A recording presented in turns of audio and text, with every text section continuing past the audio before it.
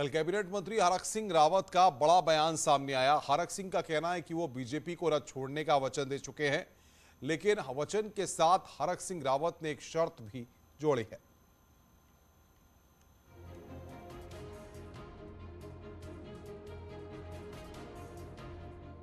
कभी इस्तीफे की धमकी, कभी सीट बदलने की बात और कभी पुराने मुख्यमंत्रियों से नाराजगी।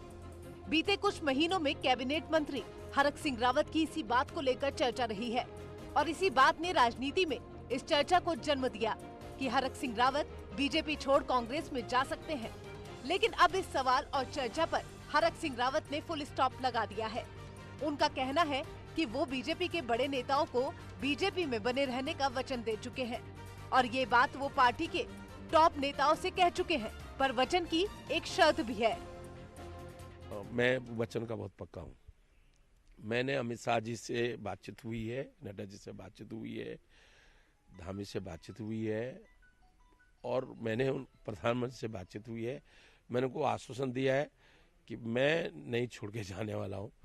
अब इसमें चाहे नया डूबे चाहे नया आगे बढ़े। ये बात कब हुई है सर? नहीं, मेरी बात हुई है और मैं जब तक कोई ऐसी परिस्थिति न खड़ी हो जाए कि जब मुझे अपना वचन तोड़ना पड़े।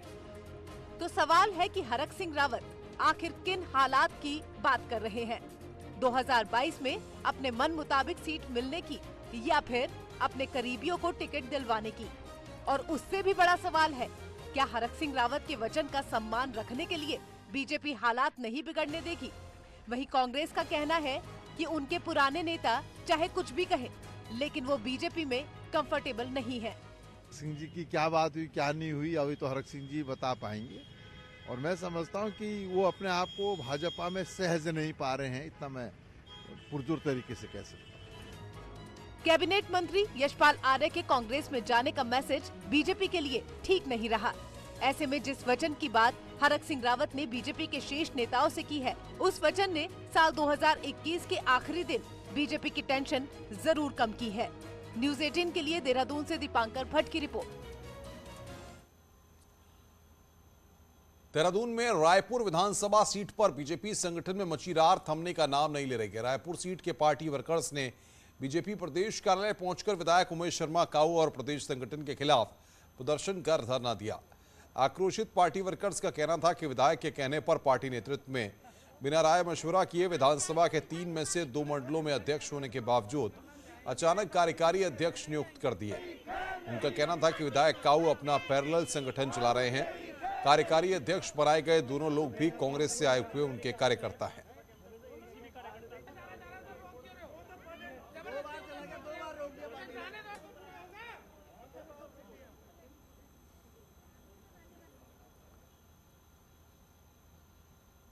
दिल्ली के मुख्यमंत्री और आम आदमी पार्टी संयोजक अरविंद केजरीवाल एक बार फिर देहरादून के दौरे पर आएंगे।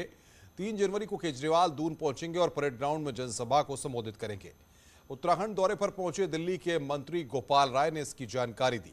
गोपाल राय ने पार्टी पदाधिकारियों के साथ समीक्षा बैठक की और उसमें अगले 45 दिनों की रणनीति पर बात हुई। आम आदमी पार्टी 11,000 बूथों पर 3 लाख से ज्यादा नव परिवर्तन प्रमुख तैनात करने की तैयारी कर रही है। ये हैं इन बैठकों के द्वारा कि 45 दिनों में अब इस अभियान को तेज करने के लिए 3 जनवरी को देहरादून में दिल्ली के माननीय मुख्यमंत्री अरविंद केजरीवाल जी की नव परिवर्तन रैली हम करने जा रहे हैं, जो परेड ग्राउंड मैदान में होगी।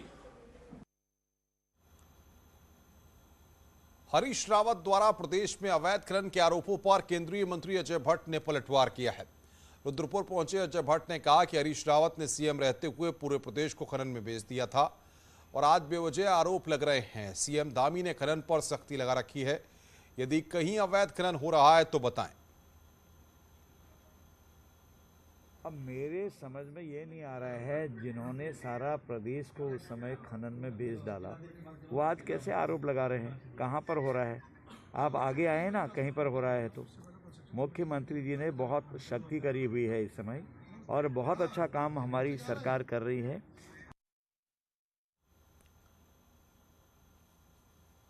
कांग्रेस पार्टी ने पिथौरागढ़ सहकारी बैंक में हो रही भर्तियों में धांधली का आरोप लगाया है। कांग्रेस का कहना है कि सहकारी बैंक में विभिन्न पदों में हो रही भर्तियों में खुलेआम करप्शन हो रहा है। इससे नाराज कांग्रेस वर्कर ने सरकार का पुतला जलाया। साथ ही कांग्रेस ने चेतावनी दी है कि अगर हो रही धांधली को रोका नहीं गया तो उग्र आंदोलन किया जाएगा।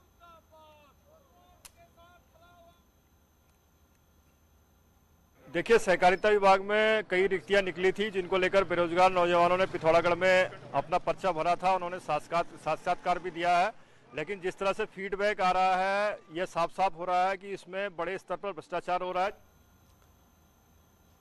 खबरें और भी हैं।